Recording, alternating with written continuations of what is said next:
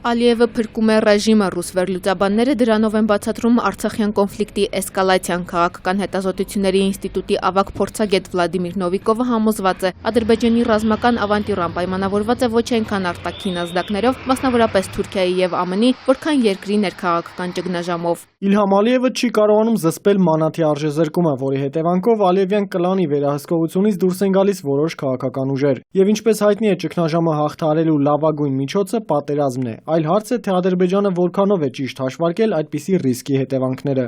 Արցախում դեռ պատերազմ չէ, բայց դրան մեկ քայլ է բաժանում կողմերին, նշում է մեկ այլ ռուս քաղաքագետ Անդրեյ Ելիֆանցևը եւ ուշադրություն հրավիրում փաստի վրա, որ իրավիճակը կտրուկ սրվեց միջազգային միջուկային գագաթաժողովից Ալիևի վերադառնալուց հետո։ Ըստ ամենայնի այնտեղ ինչ-որ բան այն չի եղել։ Ալիևը հիասթափված է եւ սահմանային էսկալացիան կարող է մեսիջ լինել, թե ում դեռ դժվար է կռահել։ Միջազգային հանրությունը պետք է խստորեն դատապարտի Ադրբեջանի գործողությունները, ԵԱՀԿ Մինսկի խմբի նախկին համանախագահ Վլադիմիր Կազիմիրովի կարծիքն է։ Նա նշում է, հակամարտության կողմերից մեկը կանոնավորապես սպառնում էր ռազմական գործողությունների վերսկսմամբ եւ դա այն կողմն էր, որը հրաժարվել է շփման գծում լարվածության թուլացման ուղղված հստակ առաջարկներից։ Արդյոք բնորոշ չէ այն, որ Բաքուն վճռականորեն մերժեց Ղարաբաղյան հակամարտության կարգավորման ժամանակ ուժի չկիրառման մասին առաջարկը։ Բաքուն ձևացնում է, որ 1995 թվականի փետրվարի 4-ին ստորագրված հրադադարի ամրապնդման մասին որևէ համաձայնագիր չկա։ Դոյչե Վելե ռադիոկայանի հետ զրույցում էլ քաղաքագետ Թոմաս Դևալը ընդգծել է, տարածաշրջանային զարգացումները տեղի են ունենում Մերձավոր Արևելյան կոնֆլիկտի նոր շրջադարձի ֆոնին։